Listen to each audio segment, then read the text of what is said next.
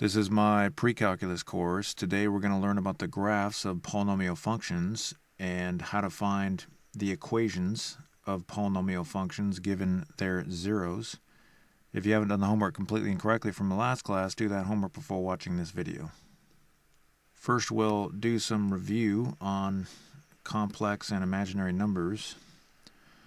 We're going to do some basic operations here, so we're going to add these expressions. First, we'll add the real numbers. 5 plus -1 is 4, and then the imaginary numbers. 2i plus 3i is 5i. So this is review from what we did in my intermediate algebra course. Let's try another one. So we're going to add the real components first. -3 plus -2 is -5. And then the imaginary components, -5i plus 4i is -i.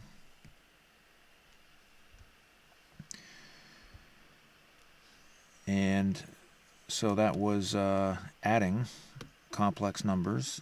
Now we're going to subtract complex numbers. We don't really need the parentheses here.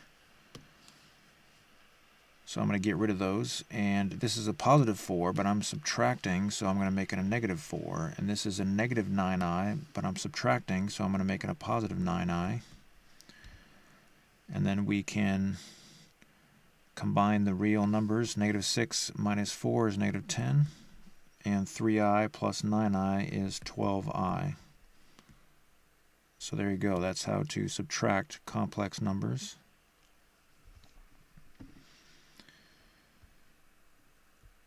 Okay, and let's try one more of these. So I'm going to get rid of the parentheses at the left, and that's a -7, so I'm going to change it to a +7 because I'm subtracting. And that's a +i, so I'm going to change it to a -i because I'm again subtracting. 11 plus 7 is 18, and 8i minus I is 7i. So there you go. So I want you to try some of these. Go ahead and attempt number 5. Add those complex numbers, and when you come back, we'll do it together. Okay, we're back. 8 plus -6 is 2, and -i plus -7i is -8i. So if you got that right, good. Go ahead and try number 6, and when you come back, we'll do it together. Okay, we're back. 1 plus 3 is 4. I plus -10i is -9i. So if you got that right, excellent. Go ahead and try number 7. When you come back, we'll do it together. All right, we're back. So that's a +2. I'm going to make it a -2, and that's a +5i, so I'm going to make it a -5i. And we simplify, and we get the following. So if you got that right, excellent. Okay, go ahead and try number 8. When you come back, we'll do it together. Okay, we're back, so I can get rid of the parentheses at the left, and that's a -1. It becomes +1. That's a -6i. It becomes +6i because I'm subtracting. And 12 plus 1 is 13, and -6i plus 6i is 0, so that's just going to be 13.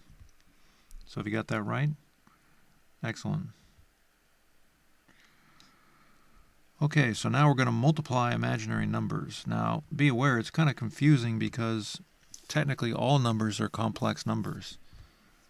This number is a complex number. Imaginary numbers are complex numbers. For example, 5i is a complex number, but it's also an imaginary number. So it's kind of confusing the way they classify these things, but we're multiplying imaginary numbers here. So 3 times 4 is 12, and I times I is I squared.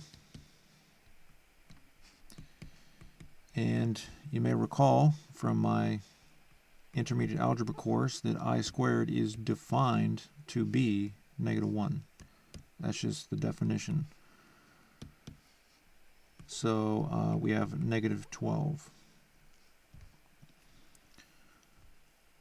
Okay, so negative 8 times negative 6, that's going to be positive 48, and there's just one I, so that's going to be the solution for that one.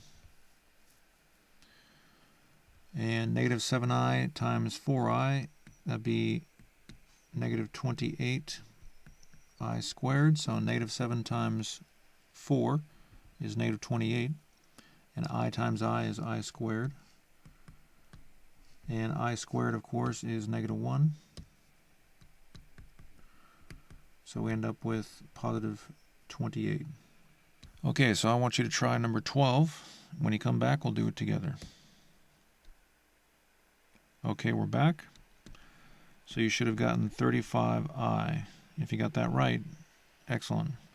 Okay, go ahead and try number 13. When you come back, we'll do it together.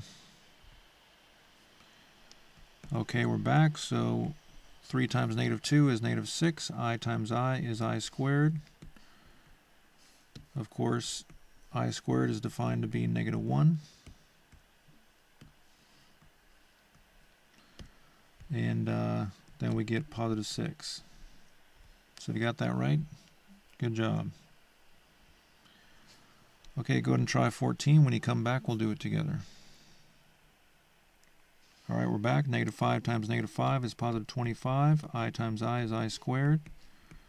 I squared is defined to be negative 1, and our final solution is negative 25. So if you got that right, excellent. Okay, so now we're going to multiply complex numbers. Here we're multiplying imaginary numbers. Here we're going to multiply complex numbers, but again, that's kind of confusing because the imaginary numbers technically are complex numbers. I know it's very confusing. Now, when we multiply, we're going to use FOIL, just like we would when we multiply the typical binomials that we see. We use FOIL, the acronym FOIL. So FOIL, as you know, at this stage in your math education, you know that FOIL stands for first terms, outside terms, inside terms, last terms. So the first terms, 4 times 5 is 20. And the outside terms, we have 12i. 4 times 3i is 12i. And then inside terms, we have negative 10i. And last terms, we have negative 6i squared.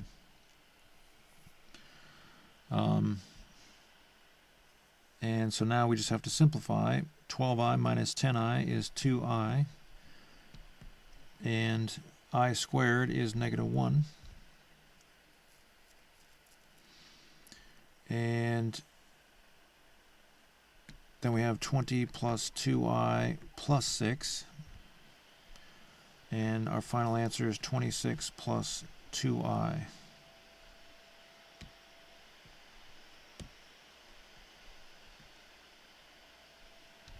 All right. Let's try a couple more of these. So 8 times 8 is 48.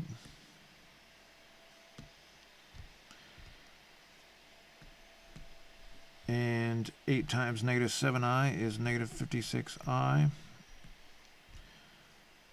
And negative 5i times 6 is negative 30i.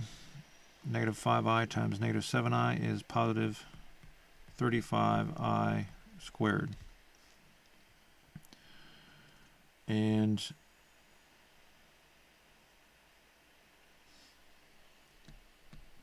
negative 56i minus 30i is negative 86i.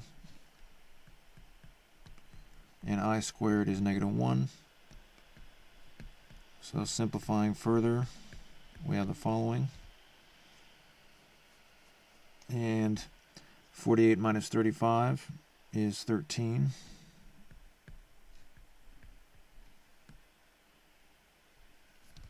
So there you go. Okay, let's try one more of these. So negative 2 times negative 1 is 2. Negative 2 times 10i is negative 20i. 3i times negative 1 is negative 3i. And 3i times 10i is 30i squared.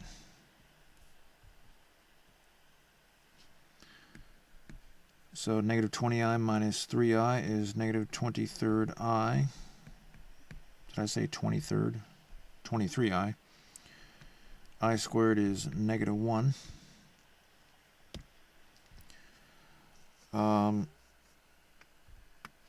And so we have 2 minus 23i minus 30. And then we get negative 28 minus 23i.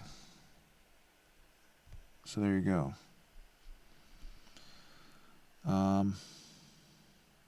Let's double check all that, make sure we did everything correctly. Everything looks right. Okay, try number 18. When you come back, we'll do it together. All right, we're back. So multiply these, you get 3. Multiply these, you get 2i.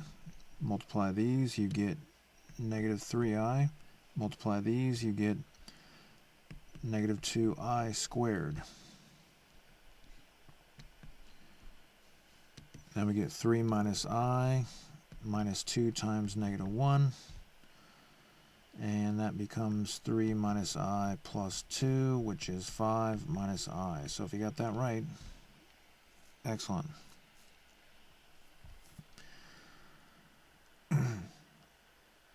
Okay, go ahead and try number 19. When you come back, we'll do it together. All right, we're back. 7 times 7 is 49. 7 times negative 8i is negative 56i. And then multiply these two, we get negative 42i. And then multiply these, negative 6 times negative 8 is positive 48. And we have I times I is I squared. Negative 56i minus 42i. So we get negative 98i plus 48 times negative 1. And simplifying further. And I want you to be aware that you don't actually have to show all of these steps necessarily. Probably should have clarified that earlier. You can go through this a lot quicker if you want to. I'm just going slow just so that students know exactly what I'm doing. Okay, so if you got that right, good. Try number 20. When you come back, we'll do it together. Okay, we're back. Negative 4 times negative 3 is positive 12. Then we're going to multiply these. Then we'll multiply these. Then we'll multiply these.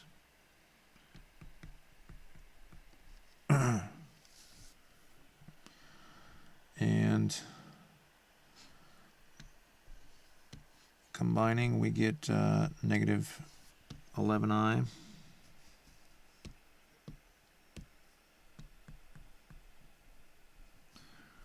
plus 2 times negative 1. And then we get 12 minus 11i minus 2. So our final answer is 10 minus 11i. If you got that right, excellent. Okay, so that is review on complex numbers. It's not a complete review, but it's what we need for today. We did more review in the previous class. So now we're going to find polynomials given their zeros. But before we do that, we need to learn what the leading coefficient of a polynomial is. So to find the leading coefficient, you find the term with highest power.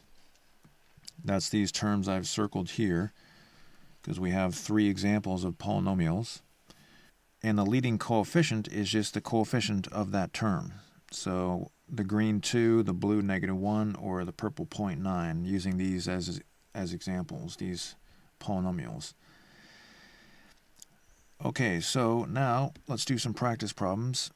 write a polynomial function in standard form that has the following zeros: leading coefficient and degree. So remember, the factor theorem tells us that if a number is a zero of a polynomial, then x minus that number is a factor of the polynomial. Now, it doesn't tell us to, it doesn't give us a specific name for the function, so I'm just going to call it f. Now, we're told that the leading coefficient has to be -3, so I'm going to write a -3 first, so I get that number from there. Then I'm going to multiply that leading coefficient times x plus 1. Why plus 1? Well, because -1 is a 0. Then I'm going to multiply by x minus 2, because 2 is a 0. Then I'm going to multiply by x minus 4, because 4 is a 0. And then I'm going to multiply by x minus 1. Now, the reason that the problem gives us the degree is because you could find a polynomial that has these zeros, but also has additional zeros. We don't want more zeros. We just want these zeros alone. So degree 4 means we only want a maximum of 4 zeros. So now, notice it says write the polynomial in standard form up here in blue. So standard form means that we have to go ahead and multiply all this together, because this is what we call factored form. So let's go ahead and do that. There's a lot of different ways you can multiply, but I'm going to start with these blue numbers here. So we're going to use FOIL, and we get the following. So I added the inner terms. I combined the inner terms in my head. And maybe I should just do that in a separate step. Just to be clear, I combined these terms in my head. You can do that in your head if you want to. Okay, now I'm going to multiply these purple terms, and we get x squared minus x minus 4x plus 4. And before you continue to multiply, we need to simplify first. So we get -x minus 2 for the blue, and we get -5x for the purple when we simplify those inner terms. Okay, so now it's time to multiply. We have to multiply everything in the blue polynomial by everything in the purple polynomial. So we'll start with x squared. X squared times x squared, x to the 4th. X squared times -5x, -5x cubed. X squared times 4, 4x squared. So we're done with x squared. Now we're going to move on to -x. -x times x squared is -x cubed. -x times -5x is positive 5x squared. -x times 4 is -4x. Now we're done with the -x. So now we're going to move on to -2. -2 times x squared is -2x squared. -2 times -5x is positive 10x.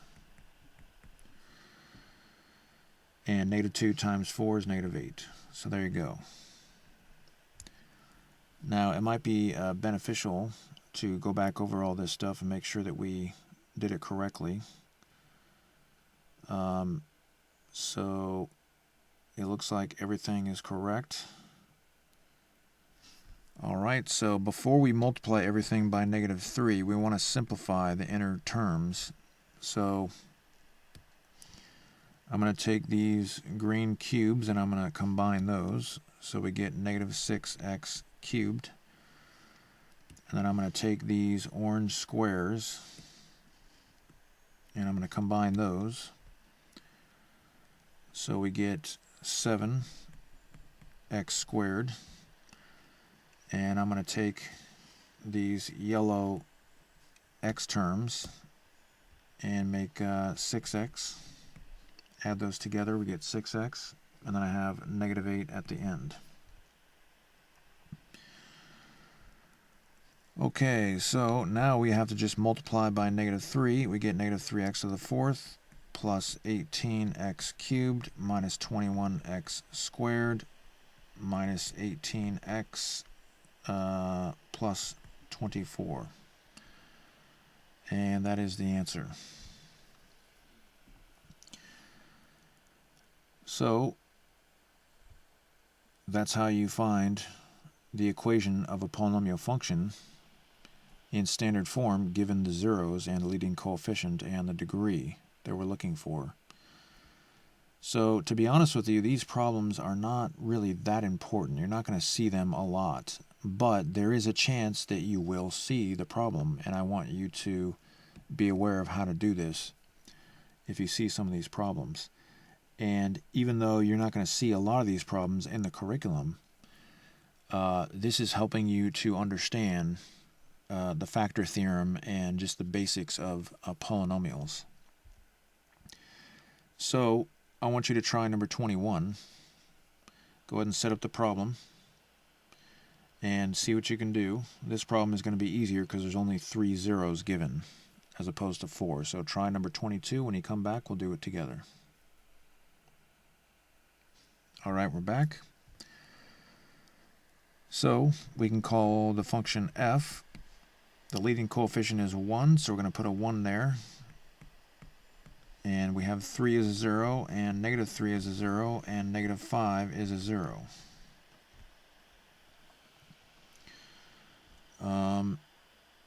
And all we have to do is simplify that now. So we're given the degree because we don't want any other zeros.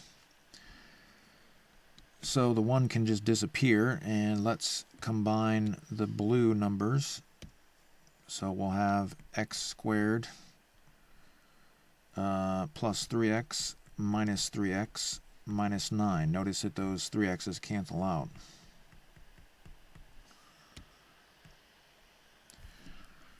Okay, so we'll end up with x squared minus 9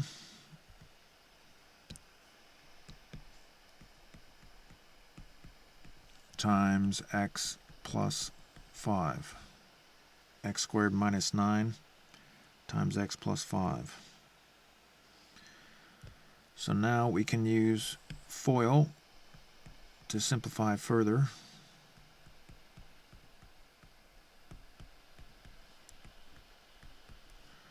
And that is the polynomial that we're looking for. So that's a polynomial that has the zeros 3, negative 3, and negative 5. And it's a polynomial of degree 3 with a leading coefficient of 1. So if you got that right, excellent. Okay, so now we're going to learn something called the Complex Conjugate Theorem. This theorem only works if a polynomial has real coefficients. And let me explain what I mean by that. Let's say that you have a polynomial that has 5i x cubed minus 10i x squared plus 4. Let's say you see this polynomial. If these coefficients have i's in them, then this theorem that we're about to learn doesn't work. Okay, it only works with polynomials that have real coefficients, and you're never really going to study polynomials that have imaginary or complex coefficients. So that's why this theorem is useful to us.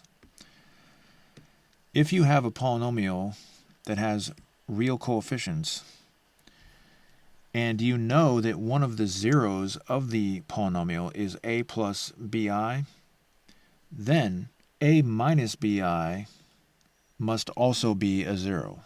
And the reason for that is very simple.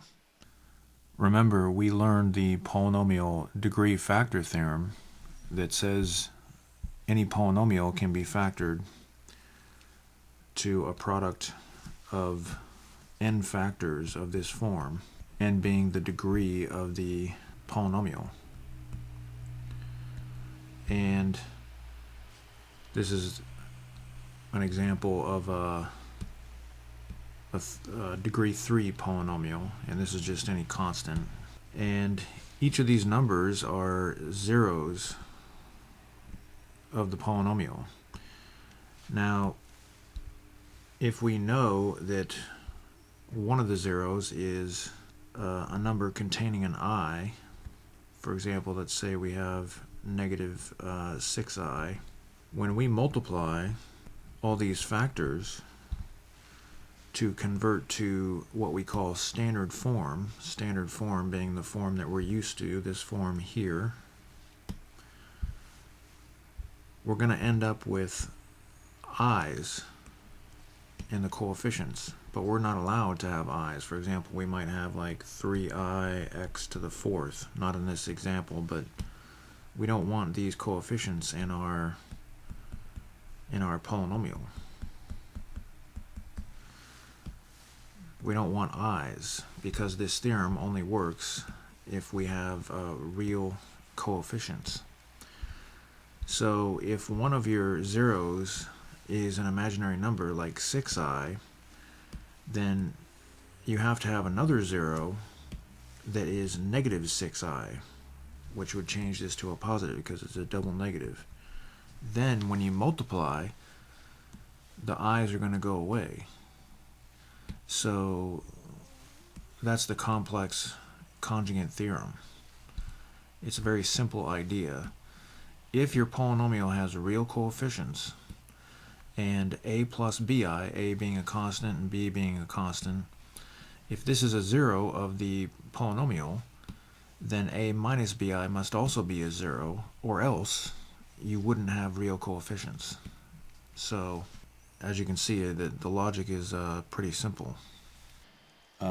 So we're told here, write a polynomial function in standard form with real coefficients that has the following zeros, leading coefficient and degree d. Now again, this theorem only works if you have real coefficients. All right, that's very, very important. Okay, so let's write a function. So we know that 2i, well, first of all, the leading coefficient is 2, so let's make sure we write that. Writing a 2 in front of the factors is going to ensure that our leading coefficient is 2. And we know that 2i is a zero of the polynomial. And the factor theorem tells us that if that's a zero, then x minus 2i is a factor of the polynomial. But if the polynomial has real coefficients, and we know that 2i is a zero, then that means that x plus 2i is also a factor. It has to be, because we need this factor to multiply with the yellow factor so that the i's go away. And it says 6 is also a zero. All right, so again, we use the complex conjugate theorem to find this this other zero here. And it tells us it wants the degree to be 3, so we're not going to have any other factors. Okay, so now we're going to simplify. I'm going to do FOIL on this blue part here. So we have x squared plus 2ix minus 2ix minus 4i squared.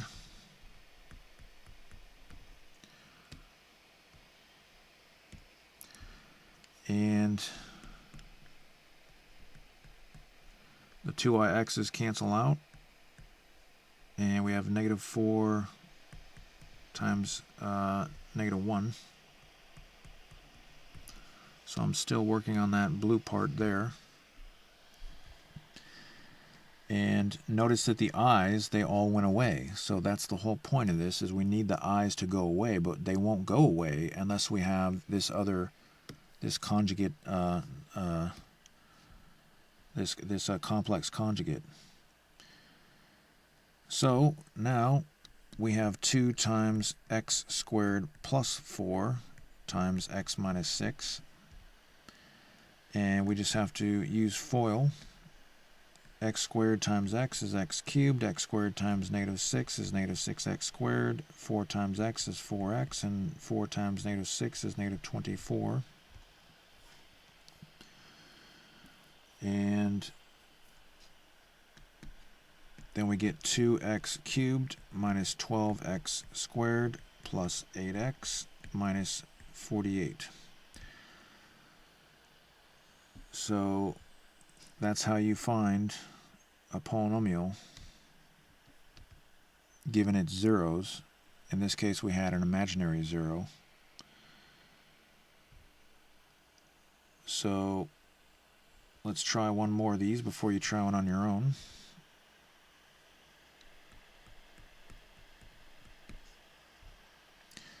So the leading coefficient is negative 2.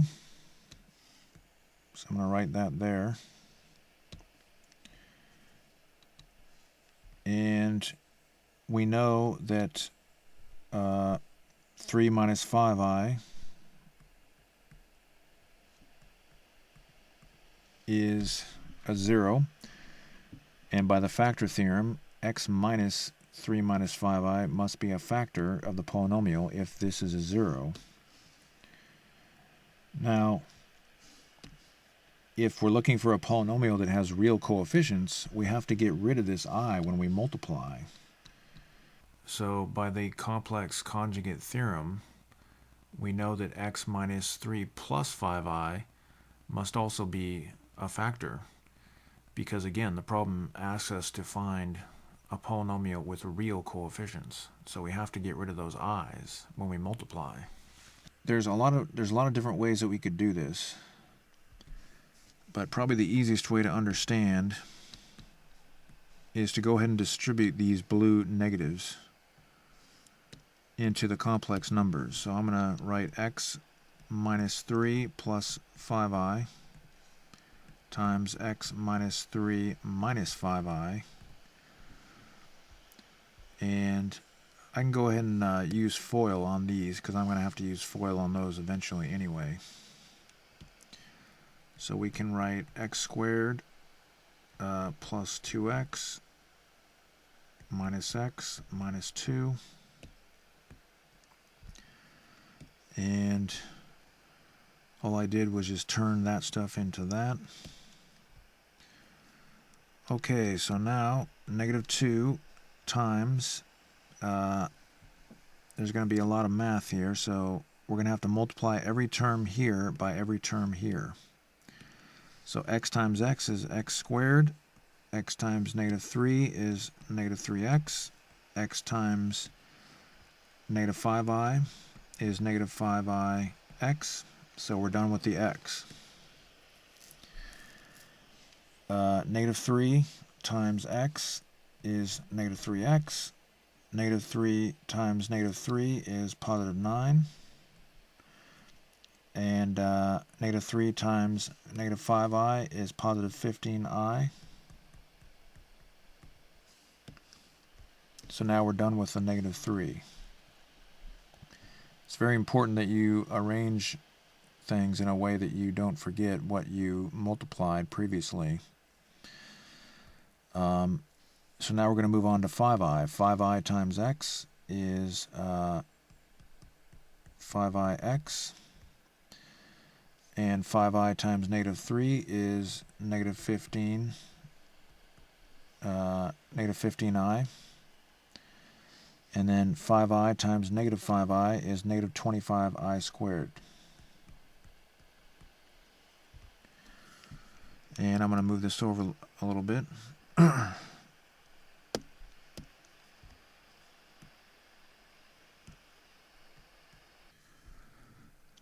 And then we have to complete the purple. So we have x squared plus x minus 2.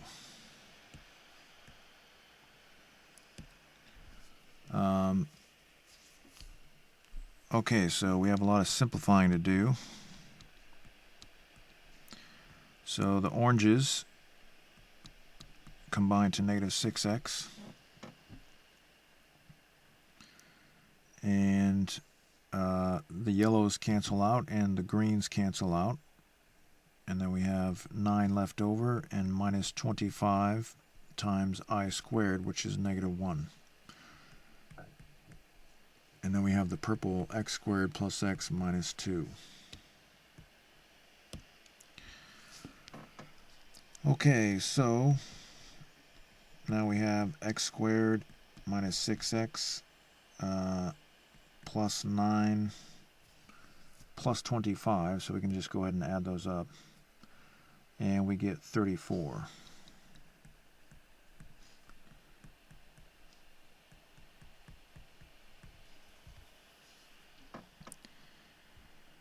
Okay, so now we have to multiply the two trinomials.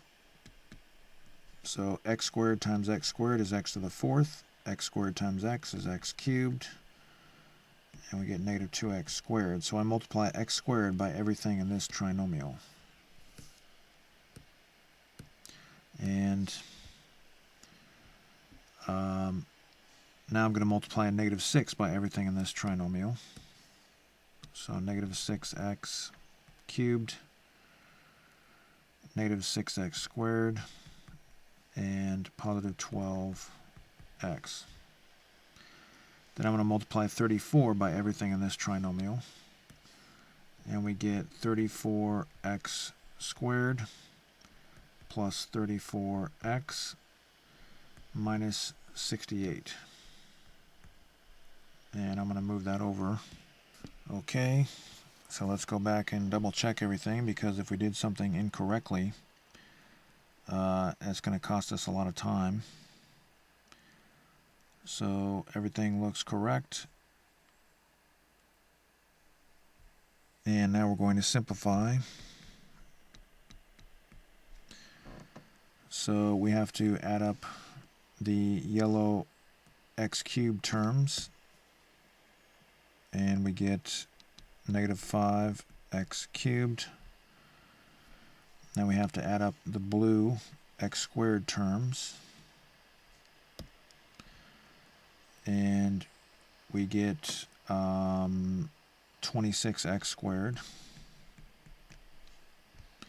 and 12x plus 34x is 46x, and minus 68, and there we go. Okay, so now all we have to do is multiply by negative 2, and we get negative 2x to the 4th plus 10x cubed minus 52x squared minus 92x minus, or actually plus 132. Actually 136. So there you go. That one was quite a bit more involved. So I want you to try number 25. You can get a picture of the previous problems that we did if you want. Number 23 will help you, and the complex conjugate. And I'm going to leave 24 in the window. So try number 25. Remember, you have to use the complex conjugate theorem. And when you come back, we'll do it together. Okay, we're back. So we're looking for a polynomial in standard form that has these zeros with real coefficients. Because we want real coefficients, we're going to have to use the complex conjugate theorem. So negative 1 is the leading coefficient, so I'm going to write that there. And if 1 plus 4i is 0, then the factor theorem tells us that x minus 1 plus 4i must be a factor of the polynomial. And because we want real coefficients, the complex conjugate theorem tells us that if 1 plus 4i is 0, then 1 minus 4i must also be a 0. And the factor theorem tells us that x minus 1 minus 4i must be a factor of the polynomial. So I know that sounds like a lot of complicated stuff, but even though it sounds complicated, the idea is actually pretty simple. So negative 4 is a 0, so x plus 4 is a factor of the polynomial. And we want a degree 3 polynomial, so there should only be 3 factors of this form. Okay, so now we just have to multiply to find our polynomial, because we're looking for a polynomial in standard form. So the easiest way to do this is to go ahead and distribute the 1. Well, it may not be the easiest way, but it's definitely the easiest way to understand. So now we're going to multiply. So I'm going to multiply these blue factors. So we have x times x times negative 1, x times 4i. So I multiplied x by all of these.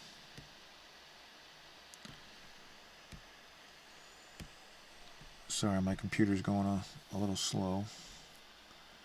Okay, now I'm going to multiply negative 1 times all of these. So we get negative x, positive 1, and negative 4i. So now I'm going to multiply negative 4 by all of these. Negative 4i by all of those. So I get negative 4ix and positive 4i and negative 16i squared. And then of course we still have the x plus 4. And maybe I should color that one so we know where it is. So you don't have to use colors. The only reason we're doing this is it makes it easier to understand where everything is going, because the numbers can get pretty complicated to have to keep track of. Okay, so now we're going to combine like terms. We have negative x and negative x is negative 2x, and 4ix plus negative 4ix, those cancel out. So I'm going to cross those out. Those cancel. And negative 4i and 4i cancel. And we have our positive 1 there. And minus 16 times negative 1. Where'd the negative 1 come from? It came from that I squared. So maybe I'll circle that, or maybe I'll underline it. That went to there. And we still have our purple x plus 4. Okay, so continuing on here, now we have x squared minus 2x plus 1 plus 16. So that should be a 17 when you add those together. So let's double check this, make sure we did everything correctly. Everything looks right. So now we need to multiply everything in the blue polynomial by everything in the purple polynomial.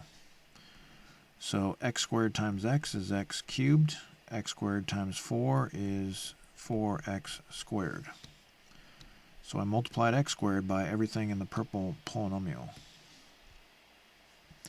Now I'm going to multiply negative 2 by everything in the purple polynomial, and I get negative 2x, negative 2x squared, that is, and negative 8x. And then I'm going to multiply 17 by everything in the purple polynomial, and I get plus 17x and plus 68. Okay, so I'm going to move this up a little bit because we need some more room. Now we just have to simplify that inner part.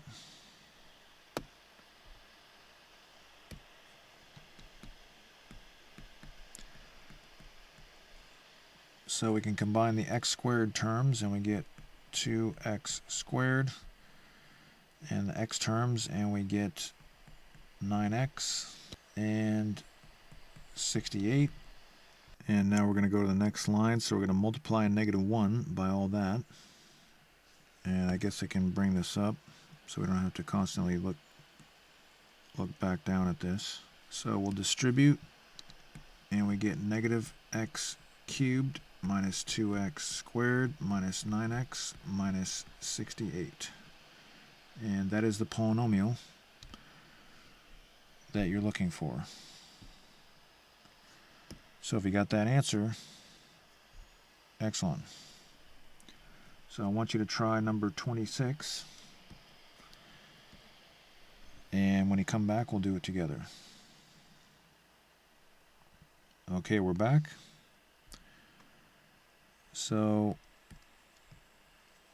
we'll just call this function f. And the leading coefficient is 3. We know that -i is a 0.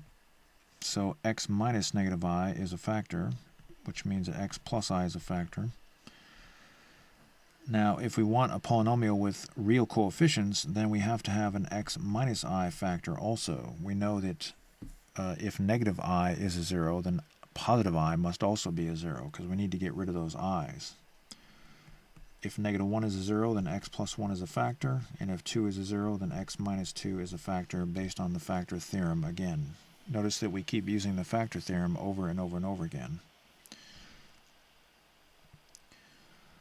Okay, so now it's time to start multiplying. So we'll multiply this blue part first, and we get x squared minus ix plus ix minus I squared. So I multiplied the blue.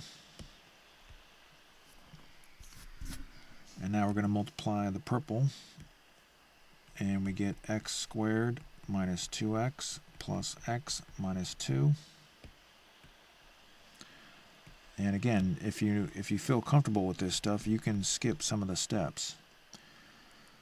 So now we have x squared minus I squared, but I squared is -1, times x squared minus x minus 2. And let's simplify a little bit more. So now we have x squared plus 1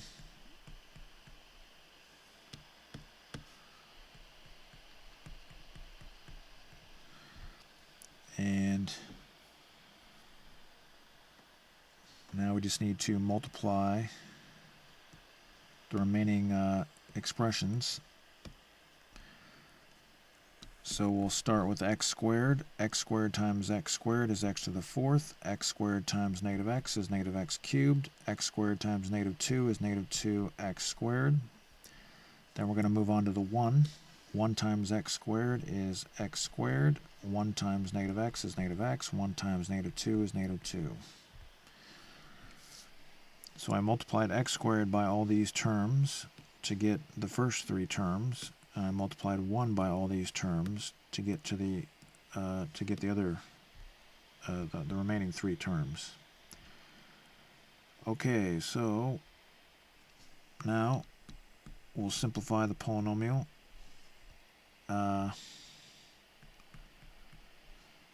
-2x squared plus x squared is -x squared. So we just had 2 like terms to combine there. And then we just have to multiply by 3, so we get 3x to the 4th minus 3x cubed minus 3x squared minus 3x minus 6.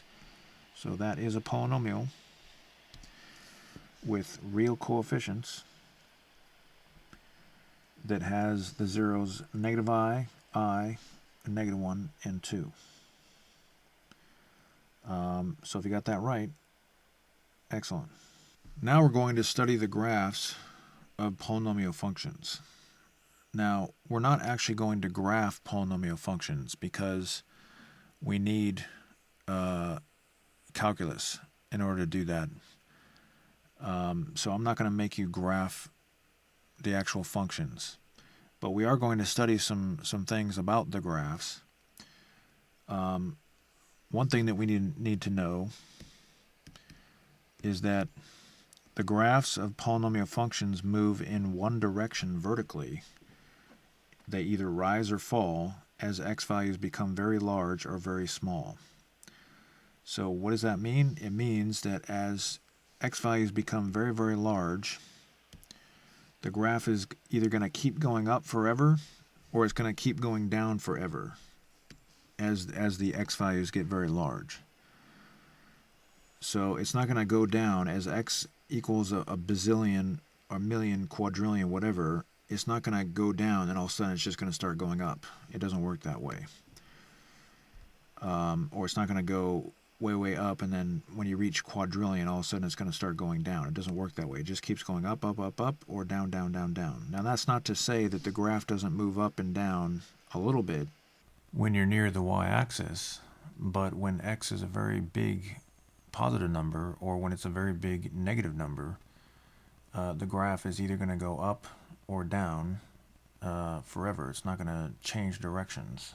If x goes in the negative direction, then as x becomes very, very negative, quadrillion, negative quadrillion or negative billion or whatever, it's either going to go up forever or it's going to go down forever eventually. So that's an important thing for us to know. And whether or not the graph goes up to the right, down to the right, or up to the left or down to the left, that's called the end behavior of the graph. It's the direction of a graph of a polynomial function as the x values increase or decrease indefinitely. So what is the graph doing as you move to the right or to the left? That's the end behavior. It's also important to know that the term in a polynomial function with highest power determines the end behavior because it grows or decreases faster than all other terms combined. For example, we have a polynomial down here. That orange term is going to determine whether or not the graph goes up forever as you go to the right, down forever as you go to the right, or up forever as you go to the left, or down forever as you go to the left. So there's 4 options for the end behavior, and this term with highest power determines what that end behavior is going to be. Now, why is that? Why is it that this term determines the end behavior? Well, it's because we have the highest exponent, the largest exponent, 5, or the greatest exponent. So what that means is that eventually this term is going to grow much, much faster than these terms. In fact, it's going to grow so fast that it's going to get bigger than all these other terms combined when you have large x values or small x values. Small meaning negative, very, very negative x values.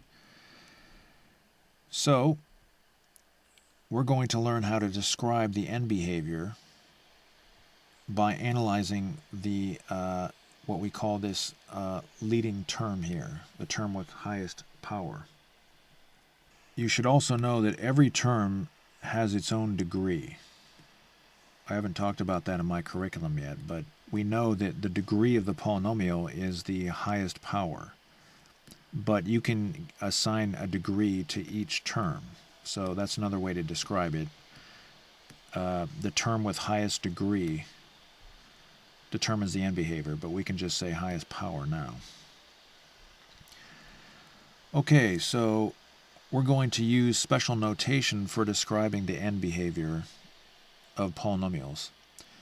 And I want you to take a picture of this so you have it with you. You probably don't need a picture, but you can have that with you if you want.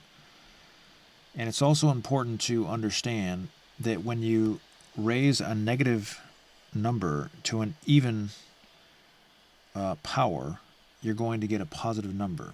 Positive 16, positive 4, positive 64. These are some examples. Notice that we have even purple numbers.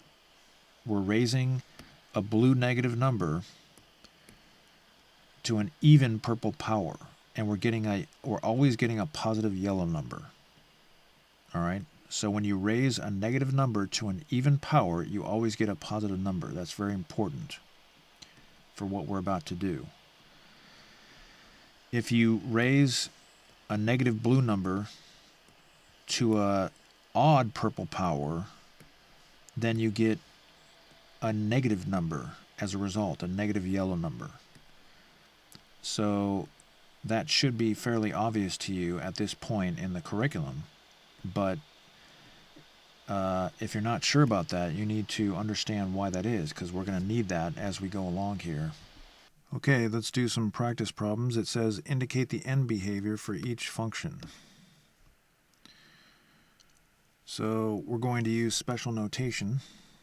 We're going to say, as we draw the graph at the right, what's going to happen to the y values? Are they going to get bigger or smaller?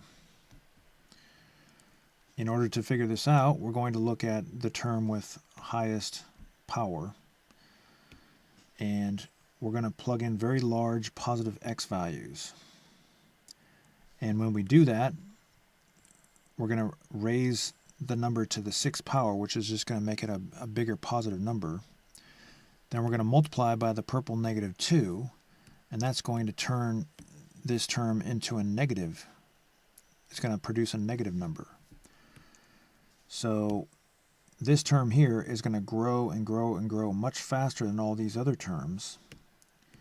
And this term is going to defeat all the other terms, so to speak. So because this term ends up being negative when you plug in very large positive numbers, that means the graph is going to go down as we draw it to the right. So that describes the end behavior. So the way that we state this is we say, as x approaches infinity, f of x approaches negative infinity. What that means is, as x becomes very large, the y values become very small. So again, that's how you describe the end behavior. That describes what happens to the graph as we draw it at the right, to the right, the right part of the graph, the part to the right. But we also want to know what happens to the graph as we draw it to the left. What happens to the y values? Do they get bigger and bigger or smaller and smaller? So if you plug in a very large negative number, like a negative 1 billion, and you raise it to the 6th power, well, that's an even exponent. So that's going to turn a negative number into a positive number. So we're going to get a very large positive number. But then when you multiply it by the purple negative 2, that's going to convert this number, so it's going to be a very large negative number. So as we draw the graph to the left, it's going to go down. So the graph is going to go down when we plug in very big negative numbers, and it's also going to go down when we plug in very big positive numbers. So that's the end behavior of this the polynomial function. And we can rectangle that. Let's try another problem.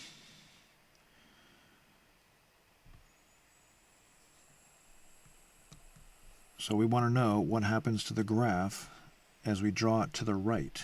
Are the y values just going to get bigger and bigger and bigger, or are they going to get smaller, smaller, and smaller? So let's plug in very large positive numbers into the leading term. Raised to the 3rd power, they're just going to get bigger. And you see that this leading term here is just going to get bigger and bigger, more and more positive. So that means the graph is going to go up as we draw it to the right. But we also want to know what's going to happen to the corresponding graph when we draw it to the left. Are the y values going to get bigger and bigger and bigger, or smaller and smaller and smaller? Is the graph going to go down as we draw it to the left, or is it going to go up?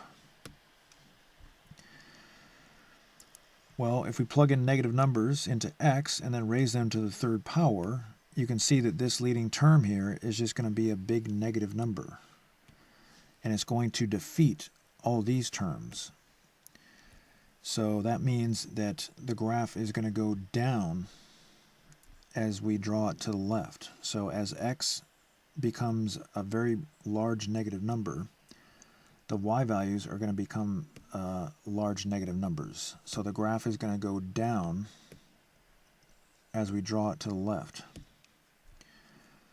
Again, that is how we indicate end behavior, the end behavior of the graph. Okay, so let's try a couple more of these. So we want to know what happens to the graph as we draw it to the right. Do the y values get bigger or smaller? And we're going to analyze this leading term to figure out what happens. So we're going to plug in very large positive numbers, raise them to the 5th power. They're just going to become bigger positive numbers. But then we're multiplying by -3. So the bigger the positive numbers we plug in, the more this yellow term becomes negative. It's going to become a bigger and bigger negative number. So that means that as we draw the graph to the right, it's going to go down, down, down, down indefinitely. Okay, so now we want to know what's going to happen as we draw the graph to the left. Are the y values going to get bigger or smaller? Well, if we plug in a very big negative number into x and raise it to the 5th power, that's an odd power, so we're going to get a negative number. But then when we multiply it by the purple -3, a negative times a negative is a positive. So as the x values become very large negative numbers, the y values are going to become very large positive numbers, the y values of the graph. Because again, this yellow leading term overcomes all of these blue terms. So again, that's the end behavior. That shows what's happening to the graph as x becomes very large positive or a very large negative number. Let's try one more of these. So we want to know what's going to happen to the graph as we draw to the right. Is the graph going to go up or is it going to go down? Well, let's plug in very large x values, raised to the 4th, multiplied by 9. We can see this term is just going to be a bigger and bigger positive number. So the graph is going to go up as we go to the right. What about when we draw the graph to the left? Is it going to go up or down as the x values become very large negative numbers? Well, if we plug in negative numbers, very large negative numbers, raise them to the 4th power, well, that's going to make this positive. This is going to be a positive number, and then we multiply by the purple 9, it's going to stay positive. So that means as we draw the graph to the left, it's going to go down. All right. So those are the 4 scenarios. We can go up to the right and up to the left, down to the right and down to the left, or up to the right and down to the left, and down to the right and up to the left. Those are the 4 possible scenarios with polynomial functions. So go ahead and try number 31, and when you come back, we'll do it together. All right, we're back. So what happens to the graph as we draw it to the right? Are the y values going to get bigger and bigger? Is the graph going to go up or is it going to go down? So if we plug in very large positive numbers and raise them to the 7th power, we're going to get a bigger positive number, but then we're going to multiply by a negative, which is going to turn this whole number into a negative number. So this leading term is going to produce very large negative numbers as we plug in very large positive numbers. So that means that the graph is going to go down as we draw it to the right. And what if we draw the graph to the left? Is it going to go down as we draw it to the left, or up? If we plug in very large negative numbers and raise them to an odd power, this is going to be a negative number that's very large, and if we multiply by -7, it's going to become a very large positive number.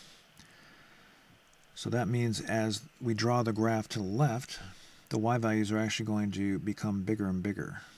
So again, that is the end behavior of this polynomial function.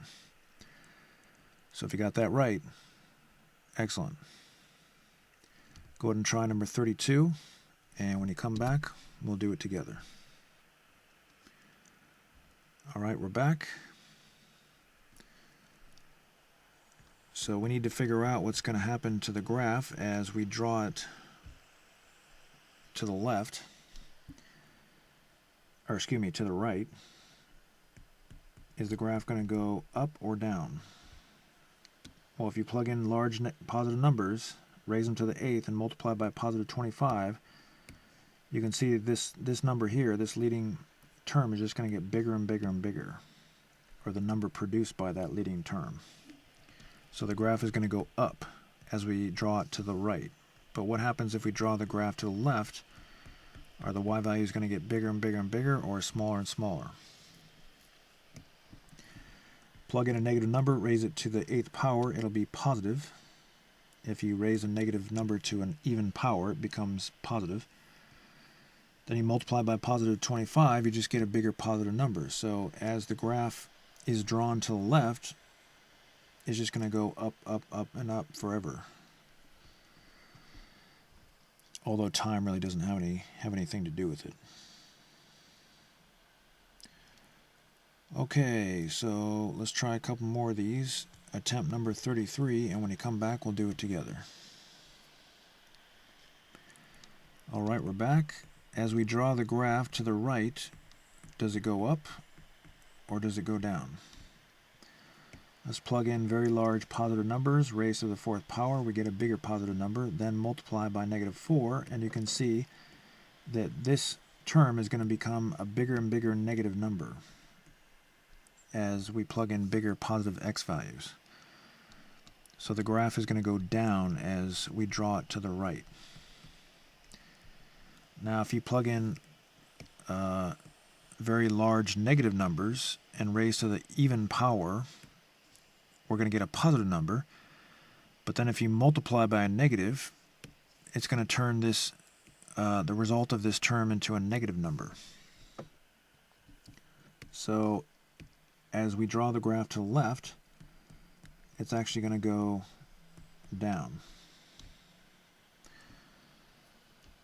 And again, that is the end behavior. That's how we describe that. Okay, go ahead and try number 34. If you got 33 right, good job. And when you come back, we'll do it together. Okay, we're back. So we want to know what's going to happen to the graph as we draw it to the right. Is it going to go up or is it going to go down? Let's plug in positive numbers, very large positive numbers, and we can see that if we plug in a very large positive number, this term is going to be a very large positive number, and it's going to defeat all these other terms. So that means that the y values are eventually going to get very, very large. So that means that the graph is going to go up as we move to the right, or as we draw the graph to the right. But what happens to the graph as we draw it to the left?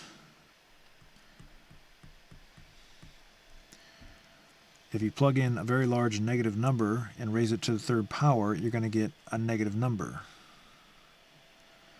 But then if you multiply by the purple positive 17, you can see that this term is then going to turn to a negative number.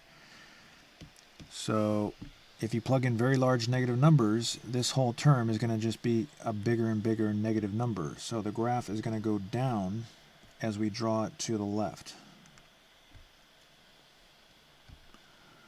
So if you got those right, excellent. That's how you describe what we call the end behavior of a polynomial function. So now we're going to describe where a function is increasing or decreasing. By definition, a function is increasing if the y values increase as the x values increase. A function is decreasing if the y values decrease as the x values increase. The most important thing to understand is that increase or decrease of a function is measured from left to right. We're assuming that we're moving from left to right, and all you have to know is that if we're moving up from left to right, then the function is increasing, and if we're moving down from left to right, then the function is decreasing. So we're asking what is happening to the y values. So let's do some practice problems. It says here, the graphs of various functions are written below. Write the intervals where each function is increasing or decreasing. So we're going to use interval notation to help us with this. So we'll start here. That's this interval. You can see that the graph is going up until it gets to that point there. So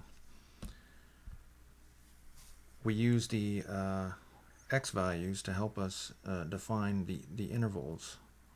That's the other important thing to understand when describing increase and decrease of a function. So we're going to start at -7.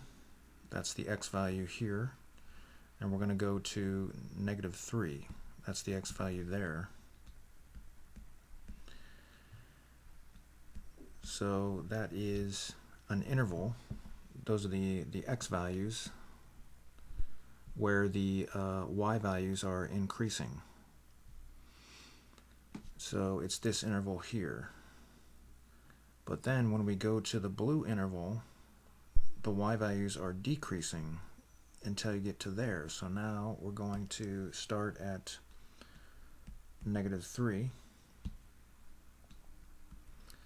And we're going to go to +3. So we have decrease from -3 to +3. X equals -3 to +3. And then when we go to the purple interval, we have increase. The y values are increasing as we move from left to right. So that's going to be from +3 to 7. Now we don't know what's happening over here. The graph could move back up, and over here it could move back down, or it could just keep going up. We don't know, so we're not going to worry about what's happening on those intervals. So just to let you know, that interval came from there, this interval came from there, and this interval came from there. So again, we are describing the intervals, or we're describing the places where the function is increasing or decreasing by writing x values. So when x is between -7 and -3, the function is increasing. When x is between 3 and 7, the function is increasing. When x is between -3 and 3, the function is decreasing. So what this means is that when x is between -7 and -3, the y values are getting bigger and bigger and bigger. That's what it means for a function to increase. The y values are getting bigger and bigger. And when x is between -3 and 3, the y values are getting smaller and smaller and smaller. So this can be kind of confusing because, again, we're using the intervals for the x values to describe where the function is increasing or decreasing, so be aware of that. That can be confusing. Let's try another one. So let's start over here. You see that the function is actually decreasing on this interval here, and that looks like -5 to -2. And it's also decreasing on this interval from here to there. So that is 3 to 6. It looks like, if I did my math right, that is 3 to 6. And so that's that interval and that interval. And what about where it's increasing? I think that's going to be this interval here. So that is -2, -2 to 3, but it's also increasing from here to here. So that is 6 to 9. X equals 6 to x equals 9.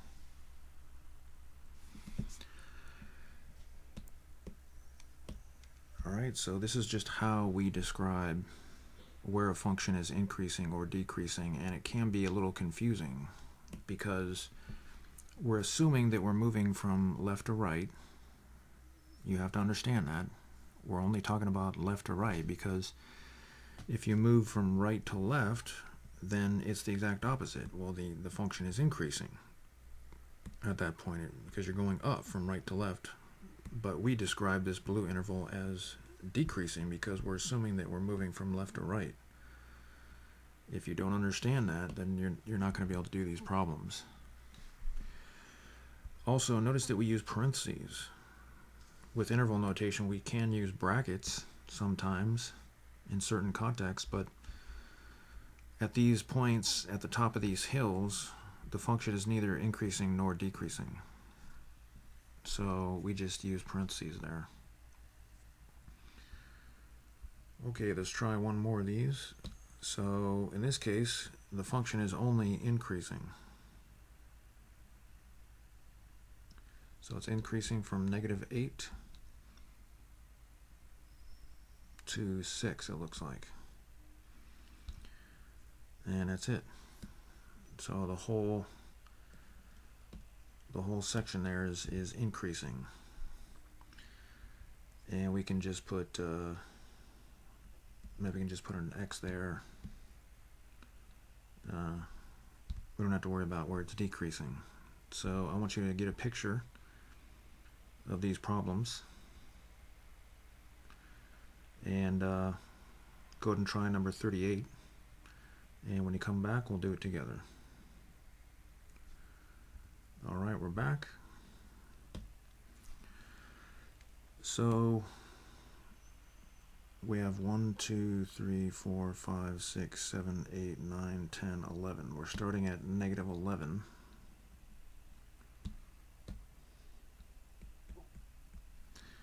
And the function increases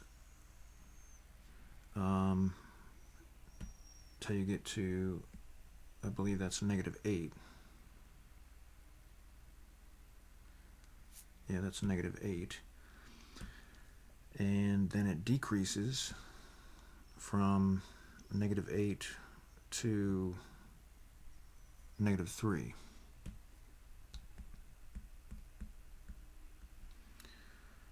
So it decreases on that interval, and then it increases from -3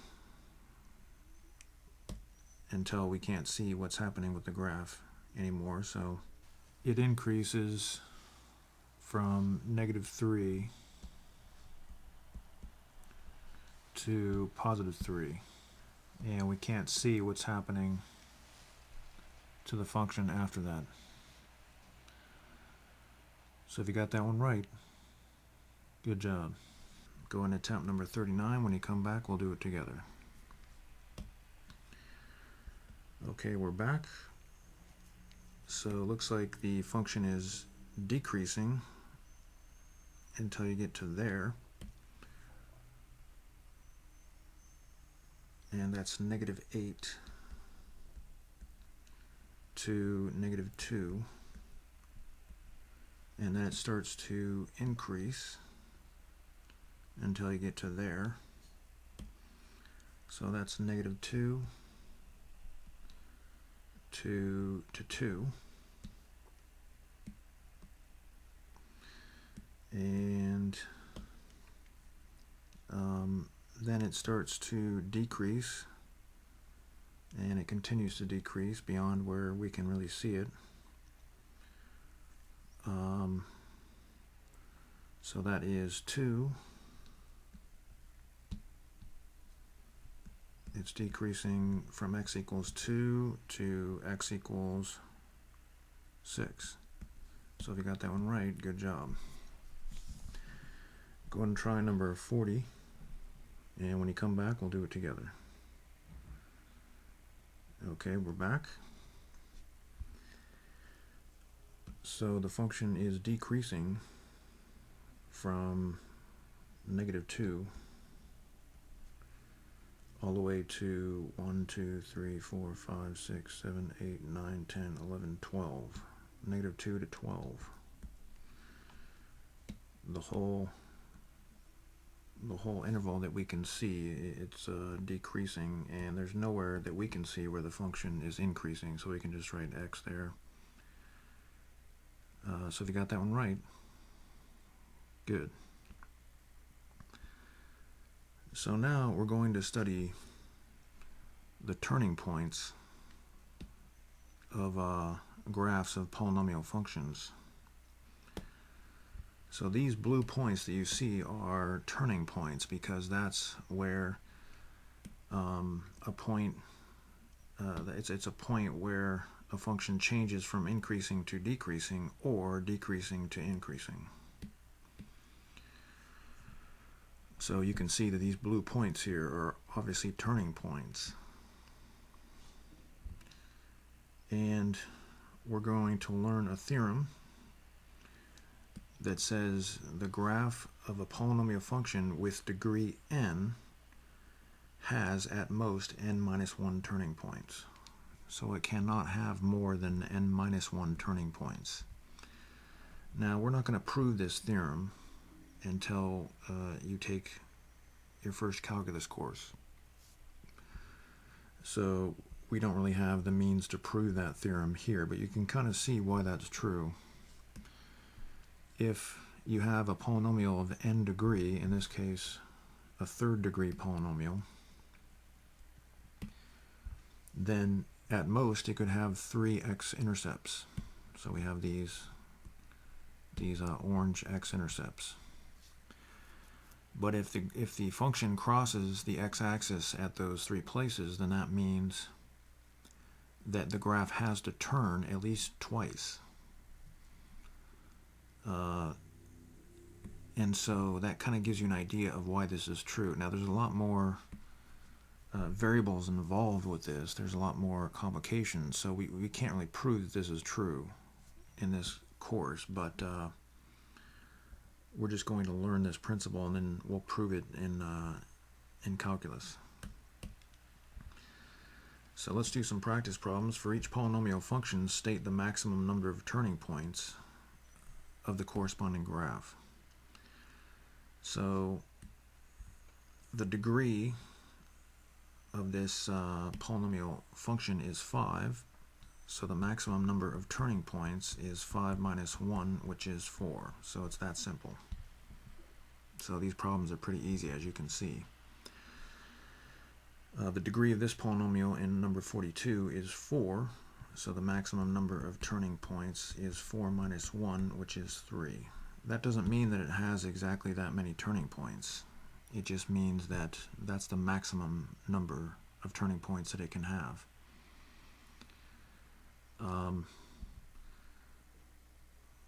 Okay, so we have a degree 7 polynomial, so the maximum number of turning points is 7 minus 1, which is 6.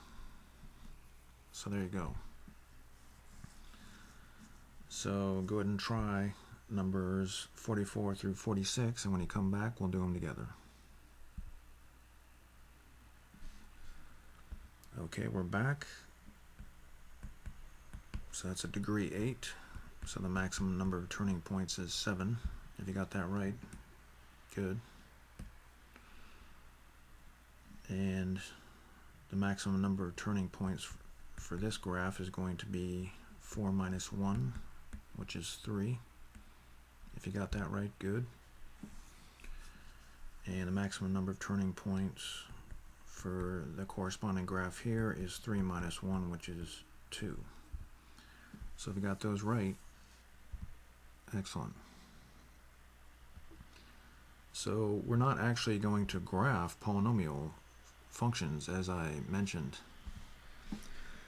we're just going to learn a few things about the graphs in this course.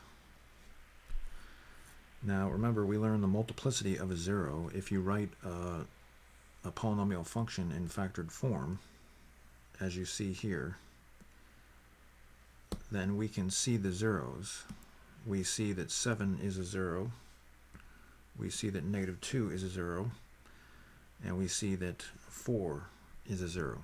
So remember, the factor theorem tells us that if a number is a 0, then x minus that number is a factor of the corresponding polynomial.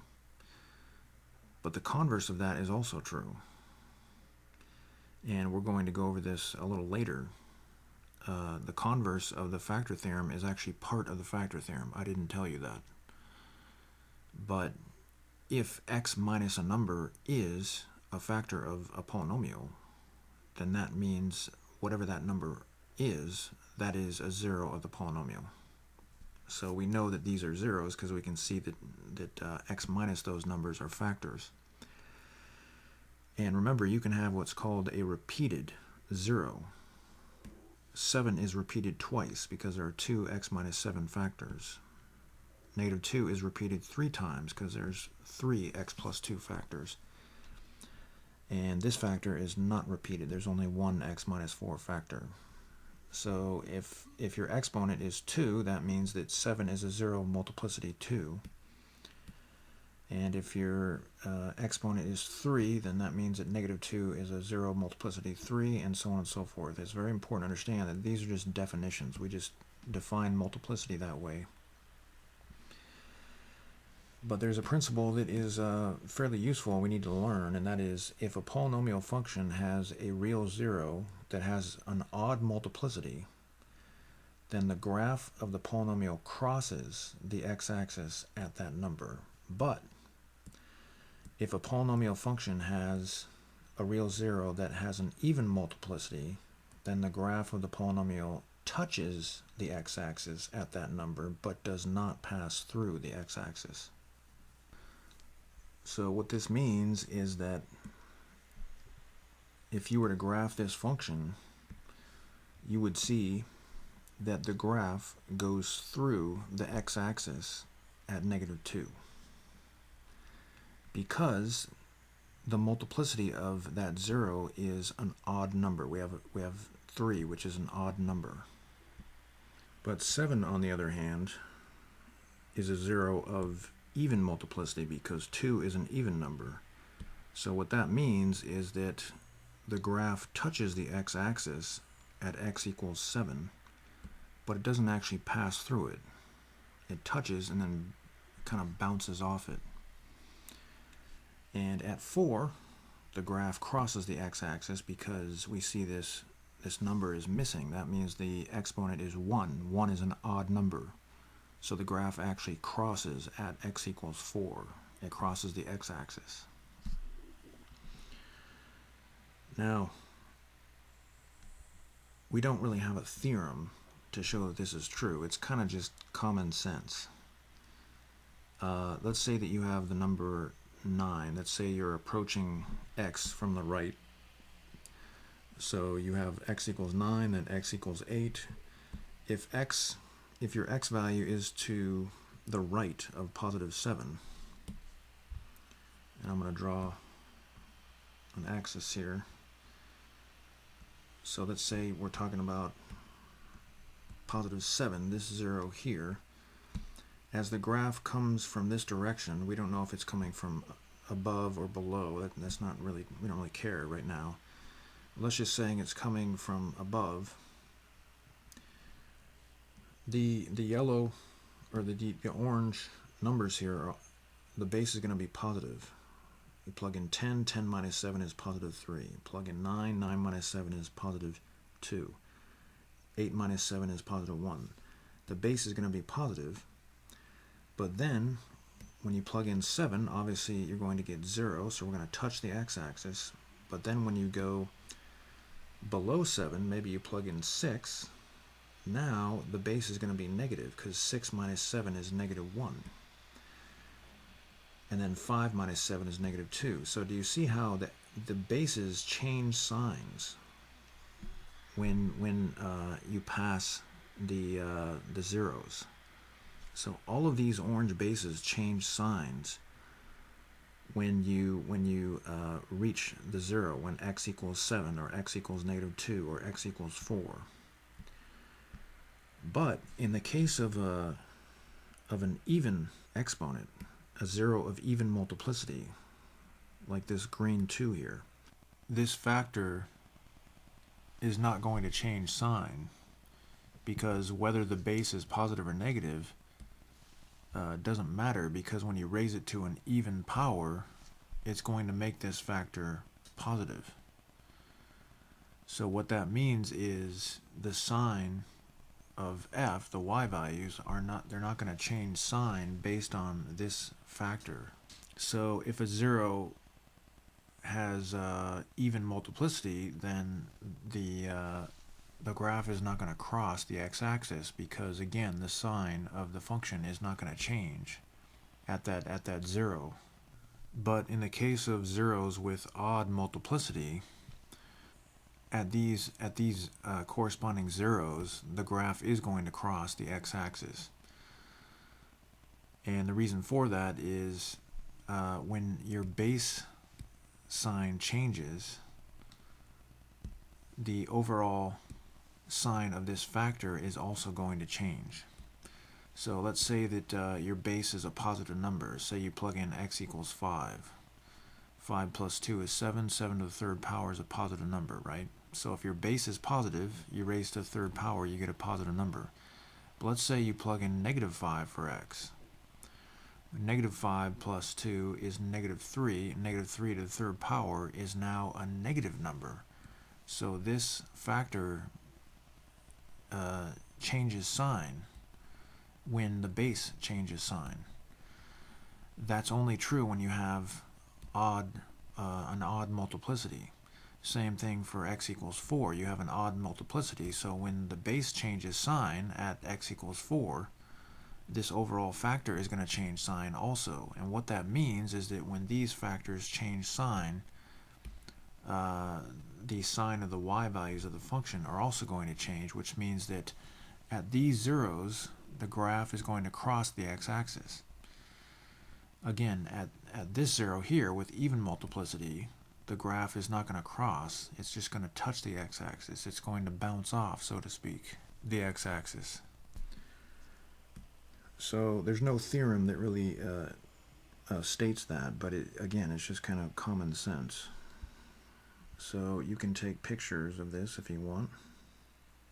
So it says here, polynomial functions are written below in factored form. Write the x-intercepts of each corresponding graph and determine if the function crosses or touches the x-axis at each intercept. So let's identify the x-intercepts. We have 6, -4, and 2. And we used the factor theorem in reverse. We're used to seeing the factor theorem stated in a particular way, but we're using the converse of the version that we saw. But again, the converse is considered to be part of the factor theorem. If x minus some number is a factor of a polynomial, then that number is a 0 of the polynomial. So we found these zeros, and of course if the zeros are real numbers, then we can consider them x-intercepts, and they're all real numbers. If we had 6i, well, that's not a real number, so then the graph wouldn't be considered, there wouldn't be an x-intercept. We wouldn't consider that number to be an x-intercept, because the graph would not touch or cross the x-axis at that number. So now we need to determine if the graph crosses the x-axis or simply touches it at these intercepts. So 6 has an odd multiplicity. 3 is an odd number, so that means that the graph actually crosses the x-axis at that x value.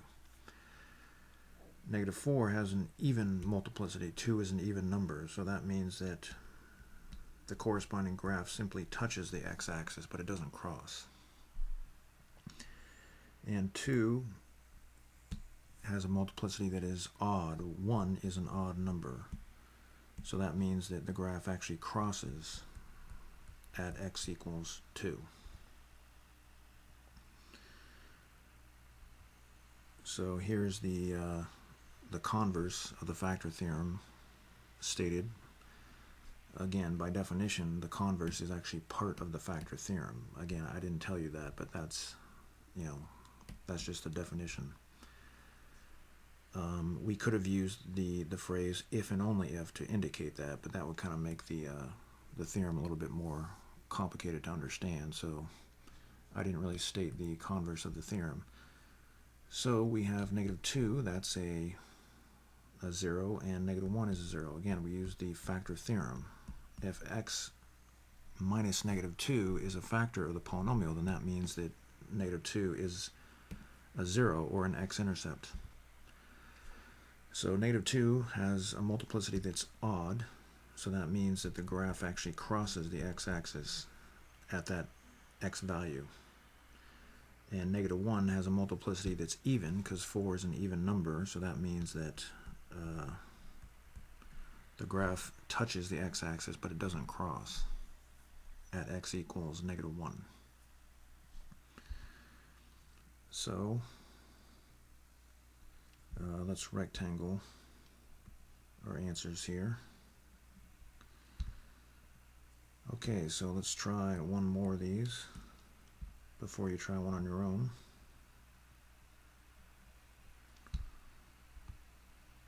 Okay, so let's identify the x-intercepts. We have 8, negative root 3, and we have negative pi. Again, we're using the factor theorem to find these x-intercepts. So now 8, you see that the power here is 1, so that 0 has an odd multiplicity. 1 is an odd number, so that means that the graph crosses the x-axis at x equals 8. And here the graph again crosses the x-intercept at x equals negative root 3 because the multiplicity is odd. 1 is an odd number. And then at negative pi, the graph touches. When x equals negative pi, the graph touches the x-axis, but it does not cross through it because the multiplicity for that 0 is even. 6 is an even number. So as you can see, this is really not that difficult. It does take some thought to understand why the graph crosses. You have to picture your x values, and each one of these bases changes sign whenever you cross that 0 or that x-intercept. The bases, the orange bases, change sign. They all change sign. But when you raise these to a odd power, you see that it's going to have an effect on the overall function because they're going to cause the sign to change for the overall function. But when you raise to an even power, you can see that it doesn't matter if the base changes from positive to negative or negative to positive, because once you raise it to an even exponent, it's going to make this expression positive no matter what. So it's only going to touch the x-axis at that point,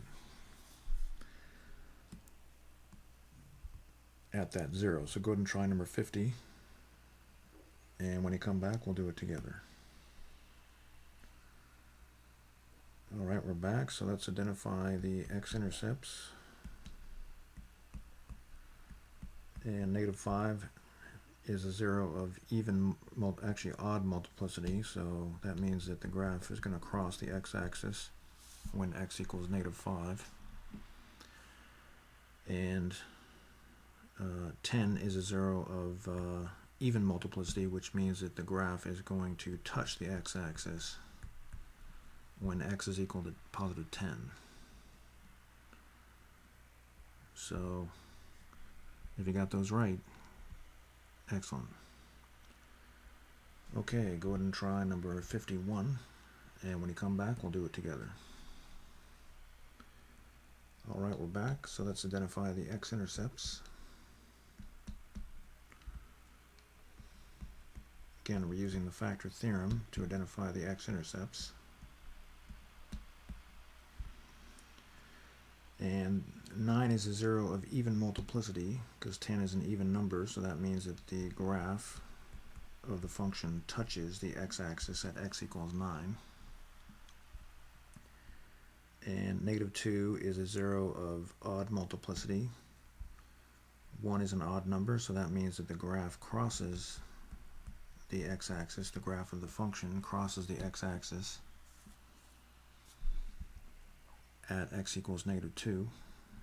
And negative 5 is a 0 of odd multiplicity, which means that the graph of the function crosses the x-axis when x is equal to negative 5. So if you got those answers, good. Okay, go ahead and try number 52, and when you come back, we'll do it together.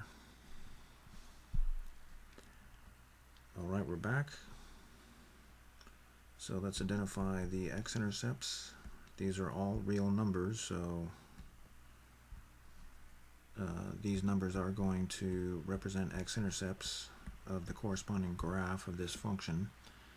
And in case you wonder, E is Euler's number. That's a constant. So we learned that in my intermediate algebra course.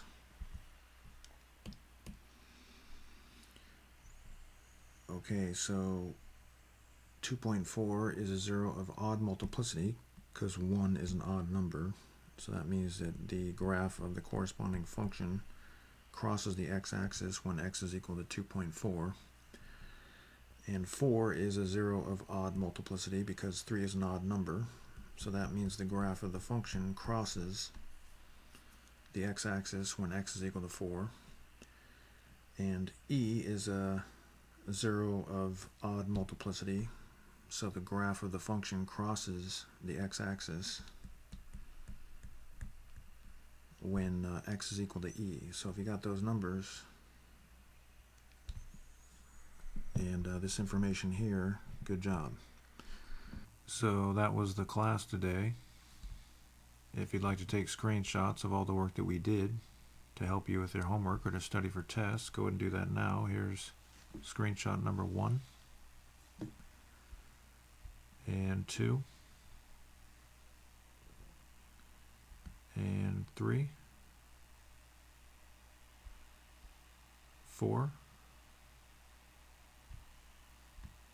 5, 6, 7, and 8. But don't go before you get your homework.